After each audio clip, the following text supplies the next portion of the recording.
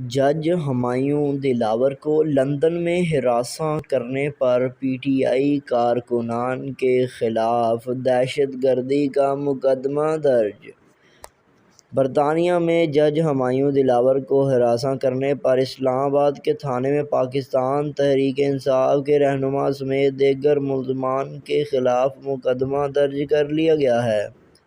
اسلام آباد کے تھانہ رومانہ میں درج مقدمے میں انسداد دہشت گردی ایکٹ سمیت دیگر دفعات شامل کی گئی ہیں، جبکہ یہ مقدمہ جیو لین مرکز کے رہائشی ناصر اقبال کی مدعیت میں درج کیا گیا ہے۔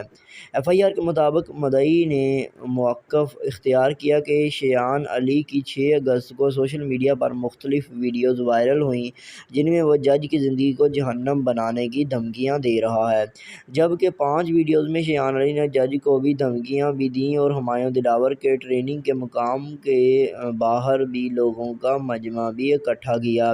ایف آئی آر کے متن میں لکھا گیا کہ برطانوی سیکورٹی حکام نے جج ہمایوں دلاور کو جسمانی حملے سے بچایا۔ پاکستان تحریک انصاف، برطانیہ کے رہنما عمران خلیل اور عادل فاروق راجہ نے بھی ملزم کا ساتھ دیا۔ مدعی مقدمہ کے مطابق ملزمان کا مقصد جج کو دباؤ میں لا کر مخصوص سیاسی جماعت کے حق میں فیصلہ کروانا ہے۔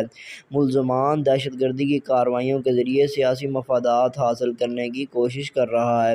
انٹرنیٹ پر ویڈیو کا کلپ بھی برطانیہ میں مقیم شایان علی مستقل طور پر لاہور کا رہائشی ہے جس نے ہمایوں دلاور کو سنگین نتائج کی دھمکیاں دی ہیں۔ ناصر اقبال مدعی مقدمہ کے مطابق شایان علی نے مجموعی طور پر اسی طرح کے 5 ویڈیو کلپ سوشل میڈیا پر شیئر کیے۔ ایک اور کلپ میں شایان علی اپنی ٹیم کے ہمراہ ایئرپورٹ میں تھا جس میں لوگوں نے ہمایوں دلاور کے خلاف پلے کارڈز اٹھا رکھے تھے جن پر درج تھا، انگلینڈ میں ٹریننگ کے لیے آنے والے جج کو ہم پکڑیں گے۔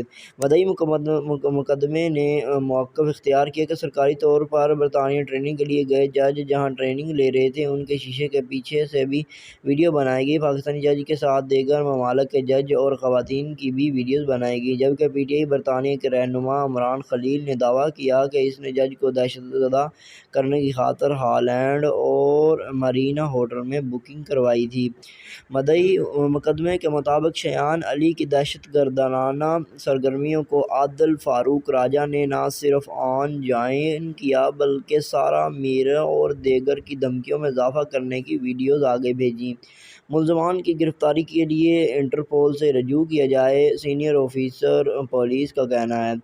دوسری جانب سینئر پولیس آفیسر نے کہا ہے کہ مقدمے میں نامزد ملزمان کی گرفتاری کے لیے انٹرپول سے رجوع کیا جائے گا اور پاکستان میں ملزمان کی جائیدادیں سیل کی جائیں گی اور اس کے ساتھ قانونی کارروائی بھی کی جائے گی۔ انگلینڈ میں موجود نامزد ملزمان کے پاکستان کے آرڈرسیز بھی دستیاب ہیں اور ملزمان کو تمام قانونی تقاضے پورے کر کے گرفتار کر لیا جائے گا۔